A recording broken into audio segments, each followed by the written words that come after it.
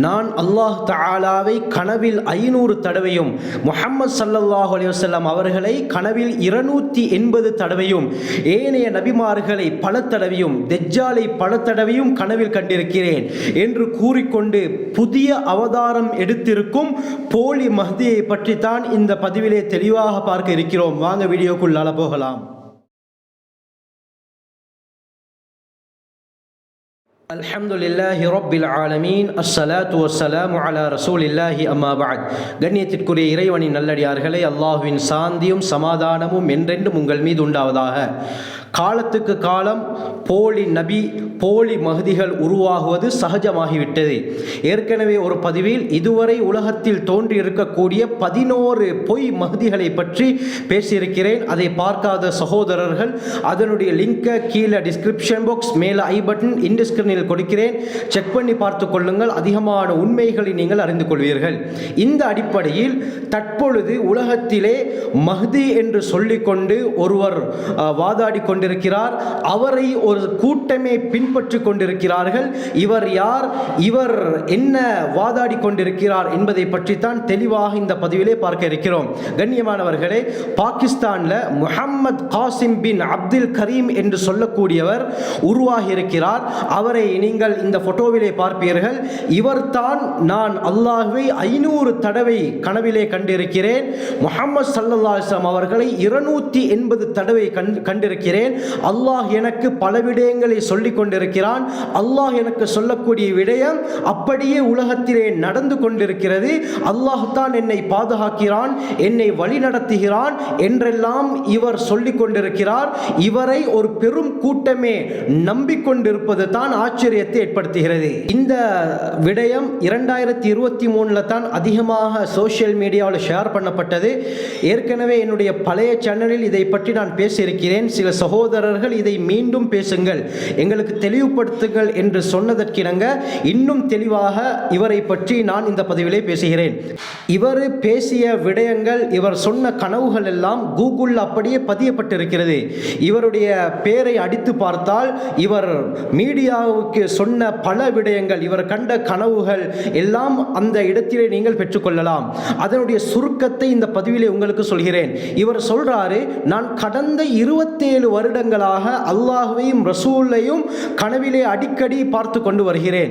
எனக்கு 12 அல்லது 13 வயதாக இருக்கும் பொழுது தான் அல்லாஹ்வையும் முஹம்மது ஸல்லல்லாஹு அலைஹி வஸல்லம் அவர்களையும் ஒரேடியாக நான் கனவில் கண்டேன். இவர் முத தடவை அல்லாஹ்வையும் முஹம்மது ஸல்லல்லாஹு அலைஹி வஸல்லம் கண்டது 12 அல்லது 13 வயதுல.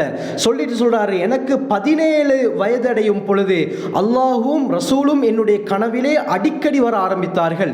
ஒரு சந்தர்ப்பத்தில் அல்லாஹ் என்னை பார்த்து சொன்னான், காசிமே, இருளில் மூழ்கி இருக்கக்கூடிய உலகத்தை வெளிச்சத்திற்கு கொண்டு வாருங்கள் என்று அல்லாஹ் என்னை பார்த்து சொன்னான் என்பதாகவும் இவர் சொல்லி இருக்கிறார்.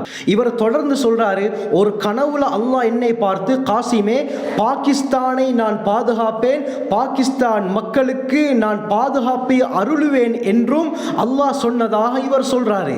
இவர் தொடர்ந்து சொல்றாரு, இவருடைய கனவுல அல்லாஹும் முஹம்மது ஸல்லல்லாஹு அலைஹி வஸல்லம் அவர்களும் பல தடவை வந்து முழு மனித சமுதாயத்துடைய இருளை நீக்கி இந்த ஒட்டுமொத்த சமுதாயத்திலும் நீங்கள் அமைதி ஏற்படுத்துவீர்கள், அந்த அமைதி பாகிஸ்தானில் இருந்து தான் ஆரம்பமாகும் என்பதாக கனவிலே அல்லாஹும் ரசூலும் சொன்னதாகவும் இவர் சொல்லிக் கொண்டிருக்கிறார். மேலும் அல்லாஹும் முஹம்மது ஸல்லல்லாஹு அலைஹி வஸல்லம் அவர்களும் கனவின் மூலமாக என்னை நேர்வழிப்படுத்துகிறார்கள் என்று சொல்லிவிட்டு 2007 நடந்த ஒரு கனவை பற்றி சொல்றாரு. 2007 அல்லாஹும் முஹம்மது ஸல்லல்லாஹு அலைஹி வஸல்லம் அவர்களும் என்ற கனவுல வந்து, நீங்க இந்த விஷயத்தை தான் செய்யணும், இது செய்யக்கூடாது, நல்ல விஷயத்தை சொல்லி தருகிறார்கள், பாவங்களிலிருந்து என்னை பாதுகாத்து கொண்டிருக்கிறார்கள், நல்ல மனிதனாக இருக்க வேண்டும், நீங்கள் இணை வைக்க கூடாது என்றெல்லாம் கனவிலே வந்து எனக்கு சொல்லி தருகிறார்கள் என்பதாகவும் இவர் சொல்லிக் கொண்டிருக்கிறார். தொடர்ந்து சொல்றாரு, 2014 ஏப்ரல் மாதம் கனவுல அல்லாஹும் முஹம்மது ஸல்லல்லாஹு அலைஹி வஸல்லம் அவர்களும் வந்து, நீங்கள் கண்ட கனவை இப்பொழுது மக்களுக்கு சொல்லுங்கள் என்று சொல்லும்படி கேட்டுக்கொண்டார்கள்.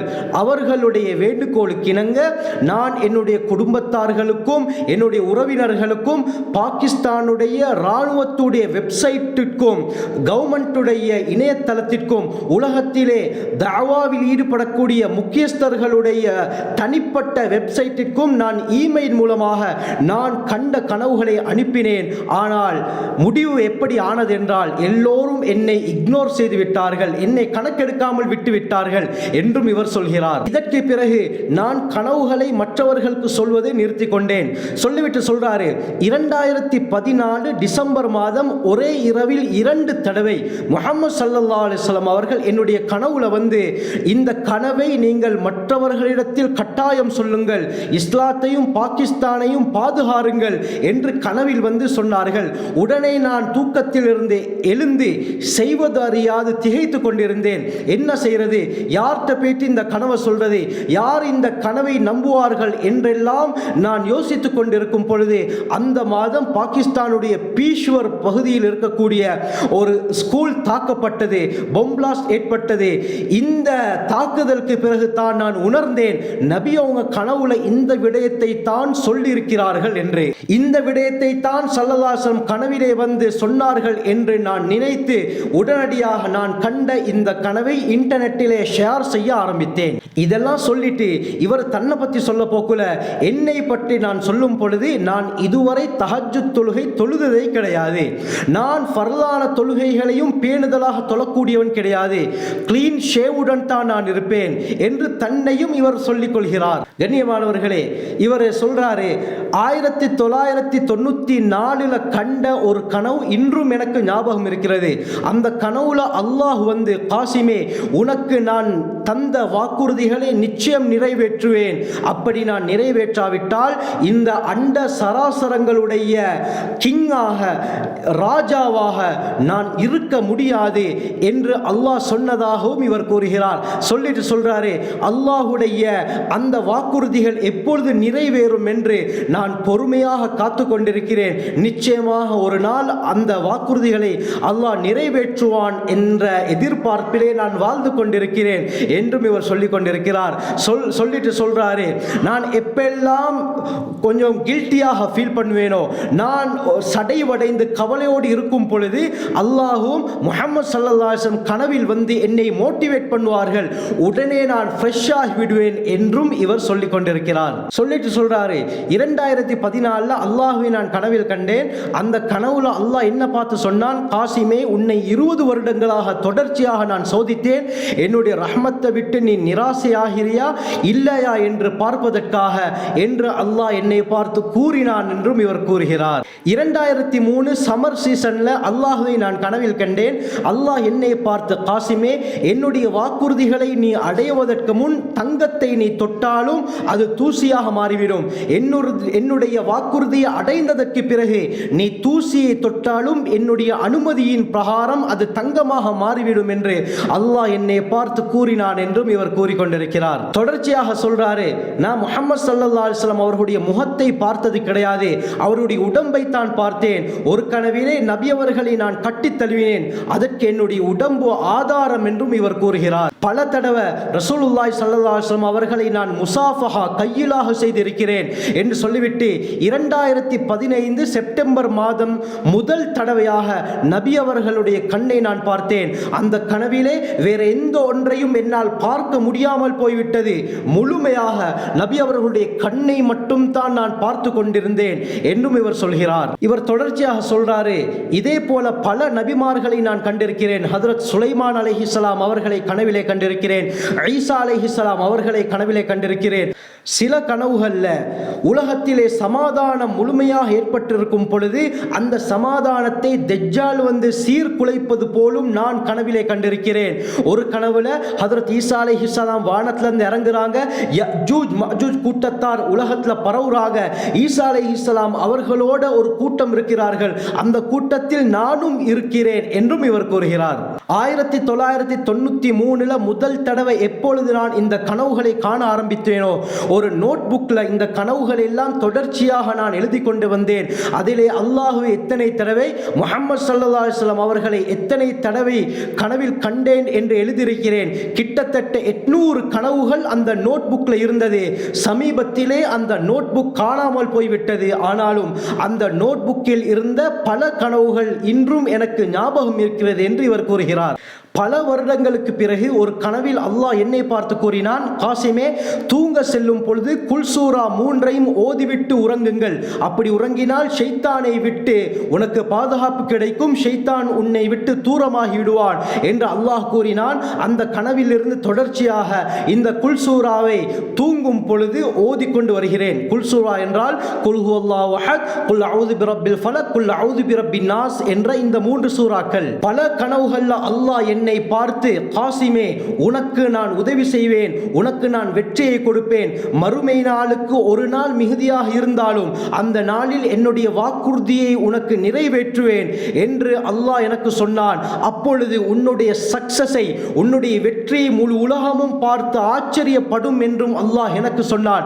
22 வருடங்களாக நான் அதை எதிர்பார்த்து கொண்டிருக்கிறேன். அல்லாஹ் அந்த வாக்குறுதிகளை எப்பொழுது எனக்கு நிறைவேற்றுவான் என்று நான் பொறுமையாக இருக்கிறேன் என்று இவர் தன்னுடைய கனவுகளை எல்லாம் இவ்வாறு கூறி முடிக்கிறார்.